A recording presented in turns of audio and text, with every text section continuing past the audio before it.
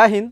आइए समझते हैं SAS समरूपता प्रमेय। इसका स्टेटमेंट है, यदि किसी त्रिभुज का एक कोण दूसरे त्रिभुज के एक कोण के बराबर हो तथा इन कोणों को अंतर्गत करने वाली भुजा का अनुपात समान हो तो वे दोनों त्रिभुज समरूप होते हैं। तो दो त्रिभुज ड्रॉ कर देते हैं। एक त्रिभुज ABC है और दूसरा त्रिभुज PQR है। अब देखिए, ये दोनों त्रिभुज समरूप होते हैं, आपको प्रूव करना है। तो इसको समरूप प्रूव करने के लिए आप जानते हैं कि थ्योरम में 4 स्टेप होता है। उन 4 स्टेप का फॉलो करते हुए हमको कोई भी थ्योरम को सिद्ध करना होता है। सबसे पहला स्टेप है, दिया हुआ है एक त्रिभुज का एक कोण दूसरे त्रिभुज के, इसका मतलब इसमें दो त्रिभुज है, त्रिभुज ABC तथा त्रिभुज PQR में बोल रहा है एक कोण जो है दूसरे कोण के बराबर है। कहने का मतलब कोण A का मान जो है कोण P के बराबर है। कोण A बराबर कोण P और इनको अंतर्गत करने वाली भुजा का अनुपात, कोण A को बनाने वाली भुजा हो गया AB और कोण P को बनाने वाली पहला भुजा आपका हो गया PQ। तो इन दोनों का अनुपात, कहने का मतलब हुआ AB बट्टे PQ। इसके बाद क्या हो जाएगा, कोण A को बनाने वाली दूसरी भुजा, तो ये हो गया आपका AC और कोण P को बनाने वाली इसमें दूसरी भुजा PR, AC बट्टे PR के बराबर है। तो वही चीज यहाँ पर बोला जा रहा है कि इन कोण को, यहाँ पर कोण लिखिए, इन कोण को अंतर्गत करने वाली भुजा, तो कोण A को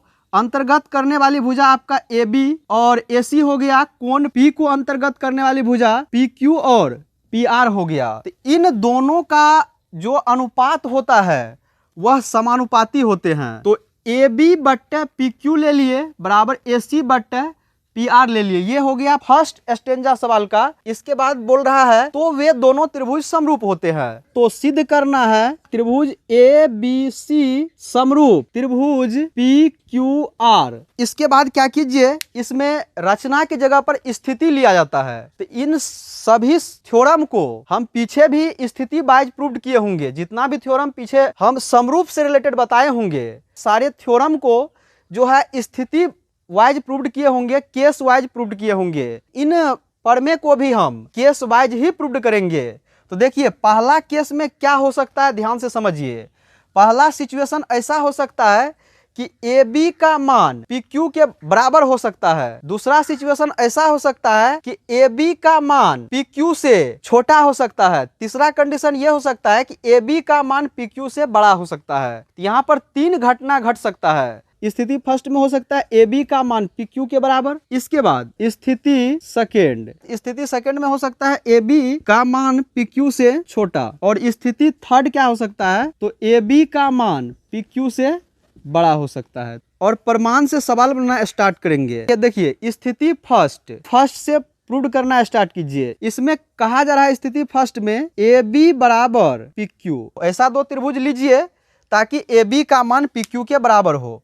तो अभी हम PQ तो बड़ा ले लिए हैं, तो स्थिति फर्स्ट के अनुसार ही चलिए। AB का मान PQ के बराबर जैसा ले लीजिए आप। दो त्रिभुज लिए, ABC और PQR दो त्रिभुज लिए, जिसमें AB का मान PQ के देखिए बराबर है। त्रिभुज ABC तथा त्रिभुज PQR में कोण A का मान कोण P के बराबर आपको क्वेश्चन में दिया हुआ ही है। कोण A बराबर कोण P, ये दिया हुआ से। अब देखिए, एक चीज और आपको दिया हुआ है, चूंकि दिया है AB बट्टे PQ बराबर AC बट्टे PR।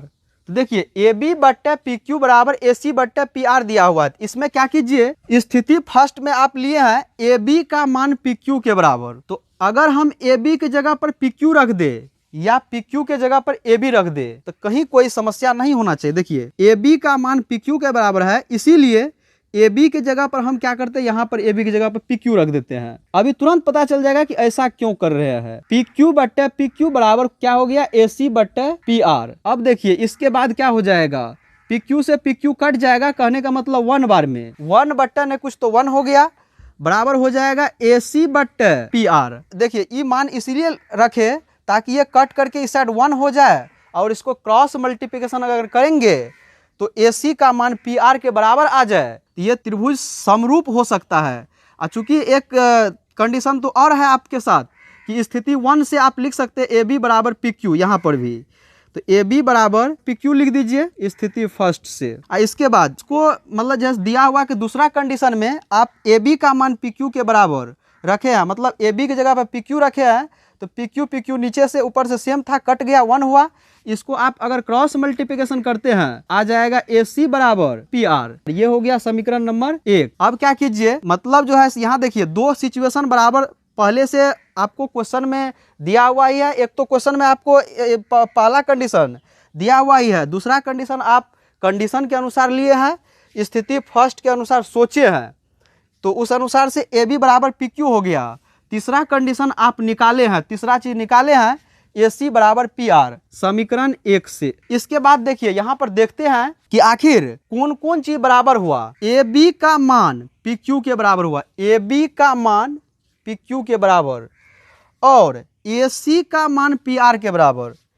ए बी का मान पी क्यू के बराबर, ए सी का मान पी आर के बराबर, और इनके बीच का कोण एगो बराबर। दो संगत भुजा बराबर, संगत भुजा के लिए एस आता है, फिर संगत भुजा बराबर इसके लिए भी एस आता है, एगो कोण बराबर, कोण के लिए ए आता है, एस ए एस। ऐसा पर में नहीं होता है, एस एस ए नहीं होता है, क्रमवाइज तरीका से लिखिएगा तो यहाँ पर में ऐसा होता है एस ए एस। सर्वांग समता पर में से होगा, समरूपता पर में से नहीं होगा, सर्वांग सम होगा। क्यों होगा सर्वांग सम? क्योंकि भुजा बराबर आया है, यहाँ पर भुजा का अनुपात बराबर नहीं आया है, तो इसीलिए इसको सर्वांग सम करेंगे हम। एस ए एस सर्वांग समता प्रमेय से त्रिभुज ए बी सी सर्वांग सम त्रिभुज पी क्यू आर, ये दोनों त्रिभुज हो गया सर्वांग सम। चूंकि हम जानते हैं कि यदि दो त्रिभुज सर्वांग सम हो तो वे दोनों त्रिभुज समरूप होते हैं, इसी नियम से इसीलिए त्रिभुज ए बी सी समरूप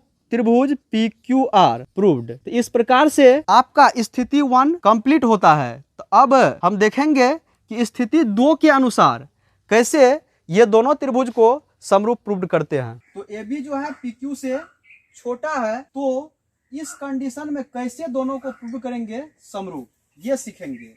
तो इसके लिए सबसे पहले थोड़ा सा आपको रचना करना पड़ेगा त्रिभुज पी क्यू आर में। एम और एन पी क्यू पर इस प्रकार दो बिंदु लेना पड़ेगा ताकि ए बी बराबर पी एम हो और ए सी बराबर पी एन हो। मतलब त्रिभुज पी क्यू आर में इस प्रकार से आपको रचना करना पड़ेगा ताकि ए बी का मान पी एम के बराबर हो और ए सी का मान पी एन के बराबर हो, एवं m और n को मिलाना पड़ेगा। m और n को क्या कीजिए, मिला दीजिए। रचना त्रिभुज पी क्यू आर में ए बी पी क्यू तथा पी आर पर क्रमशः बिंदु m एवं n इस प्रकार लिया ताकि ए बी बराबर पी एम और ए सी बराबर पी एन एवं m से n को मिलाया। जो चीज किए, जितना काम किए त्रिभुज पी क्यू आर में, इसको रचना में लिख लिए।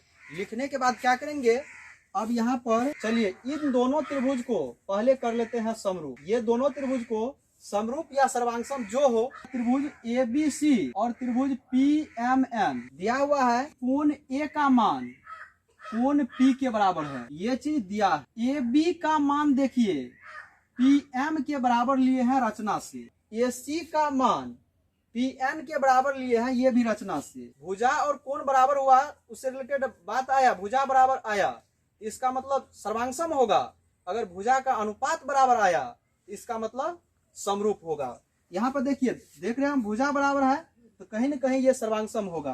तो यहाँ पर देखिए पहले कोण बराबर आया तो ए आएगा, इसके बाद फिर भुजा बराबर आया तो एस आएगा, फिर भुजे बराबर आया तो एस आएगा। क्योंकि भुजा के लिए साइड आता है तो साइड का पहला लेटर एस होता है, इसीलिए एस। यहाँ पर भी साइड का पहला लेटर एस होता है, इसीलिए एस। यहाँ पर ए आया इसलिए क्योंकि एंगल का पहला लेटर ए होता है। अब देखिए ए एस एस पर में तो नहीं है, तो क्या करेंगे, इसको सेटिंग करके लिखेंगे। देखिए ए बी जो है संगत पी एन के बराबर, ए सी जो है संगत पी एन के बराबर, और इसके अंतर्गत का कोण एगो बराबर। इसका मतलब ये पर में आप जानते हैं एस ए एस सर्वांग समता पर में। त्रिभुज ए बी सी सर्वांगसम त्रिभुज पी एम एन सर्वांगसम हो जाने के बाद क्या कीजिएगा, संगत कोण आपस में बराबर छाटिए। तो संगत कोण छाटिएगा तो आ जाएगा आपको कोण ए का मान कोण पी के बराबर, ये तो पहले से ही होगा, इसके बाद ये नहीं भी लिखेगा चलेगा, क्योंकि समीकरण मतलब दिया हुआ में ही कोण ए बराबर कोण पी है। तो कोण बी का मान कोण एम के बराबर, ये हो गया समीकरण 1। कोण सी बराबर कोण एन हो जाएगा, ये हो गया समीकरण 2। अब चले आइए इस त्रिभुज में कुछ काम कीजिए। त्रिभुज में ये काम कीजिए, चूंकि देखिए दिया हुआ है एक चीज और आपको दिया हुआ है कि ए बी बट्टे पी क्यू, मतलब ए बी का अनुपात पी क्यू के साथ और ए सी का अनुपात पी आर के साथ, ये दोनों बराबर है। दिया हुआ है कि ए बी बट्टे पी क्यू बराबर ए सी बट्टे पी आर। इसको थोड़ा सा चेंज करेंगे कि ए बी का मान चूंकि पी एम के बराबर है और ए सी का मान पी एन के बराबर है। क्या कीजिए, ए बी की जगह ए बी का मान ए सी की जगह ए सी का मान रचना से यहाँ पर लिख लीजिए। रचना से लिखने के बाद आप इस त्रिभुज में चले आइएगा। इस त्रिभुज में कोण क्यू का मान कोण एम के बराबर अगर ये समांतर हो जाता है तो ये आ सकता है। तो कोण से रिलेटेड बात आपको आ जाएगा, इक्वेशन आ जाएगा, उससे हो सकता है तुलना करके कोई न कोई मतलब जो सिचुएशन आ जाए। तो क्या हो जाएगा, ए बी का मान पी एम बट्टे पी क्यू बराबर ए सी का मान है पी एन, तो पी एन रख दीजिए, पी आर को पी आर ए रख दीजिए। पी एम बट्टे पी क्यू बराबर पी एन बट्टे पी आर। ये किसके कारण आया, तो एम एन के कारण। आप जानते हैं कि किसी त्रिभुज में दो भुजा को समानुपात में बांटने वाली रेखा तीसरी भुजा के समांतर होती है। तो चूंकि यहाँ पर दो भुजा को समान अनुपात में बांट रही है, मतलब पी क्यू और पी आर को समान अनुपात में बांट रही है, कहने का मतलब पी एम बट्टे पी क्यू हो रहा है और पी एन बट्टे पी आर आ रहा है। तो लिख सकते हैं थेल्स प्रमेय के विलोम से एम एन समांतर क्यू आर। एम एन का मान क्यू आर के समांतर हो गया। इसके बाद देखिए इसमें क्या होता है, कोण क्यू का मान कोण ये कोण के बराबर होगा, ये पूरे कोण क्यू का मान यहाँ के बराबर होगा। मतलब एक कोण को छोड़कर दूसरा कोण, आप भली भांति जानते हैं कि इसको संगत कोण कहते हैं। संगत कोण से कोण क्यू का मान कोण एम के बराबर होने वाला है। कोण क्यू बराबर कोण एम, आपको पता चल गया होगा। एम जो ले रहे हैं ये नीचे वाला एम नहीं है, ऊपर वाला एम है। जिस प्रकार से यहाँ लिखे उसी प्रकार से वहां पर भी लिख दिए हैं। तो ये हो गया समीकरण नंबर 2 तक हो गया था। 3 मान लीजिए, कोण आर का मान कोण एन के बराबर हो जाएगा संगत कोण से ही। समीकरण ये हो गया 4। अब देखिए समीकरण 1 का तुलना 3 के साथ और 2 का तुलना 4 के साथ करिए। समीकरण 1 था 3 से क्या हो जाएगा, तो कोण बी बराबर कोण क्यू, 2 तथा 4 से क्या हो जाएगा, कोण सी बराबर कोण आर। और दिया हुआ से देखिए कोण ए बराबर कोण पी। ये दोनों त्रिभुज में आप देख रहे हैं कि तीनों संगत कोण आपस में बराबर है, और तीनों संगत कोण आपस में बराबर है। तो तीनों संगत कोण अगर आपस में बराबर है तो आप पीछे एक प्रमेय प्रूव किए होंगे, ट्रिपल ए समरूपता प्रमेय। तो उसी प्रमेय से ये दोनों त्रिभुज हो जाएगा समरूप। इसीलिए ए समरूपता प्रमेय से त्रिभुज ए बी सी समरूप त्रिभुज पी क्यू आर, इस प्रकार से आपका स्थिति 2 प्रूव्ड होता है। तो अब स्थिति 3 को इतना करके प्रूव नहीं करेंगे। स्थिति 3 जो है स्थिति 2 के तरह ही है। तो जिस प्रकार से आप स्थिति 2 को प्रूव्ड किए हैं उसी प्रकार से क्या करेंगे, मतलब स्थिति 3 करेंगे प्रूव्ड।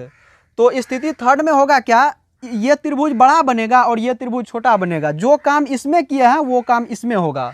तो सेम टू सेम प्रकार से हम स्थिति 2 के तरह ही स्थिति 3 प्रूव्ड कर सकते हैं। इसी प्रकार स्थिति 3 प्रूव्ड कर सकते हैं। तो इस प्रकार से आपका SAS समरूपता प्रमेय कंप्लीट होता है।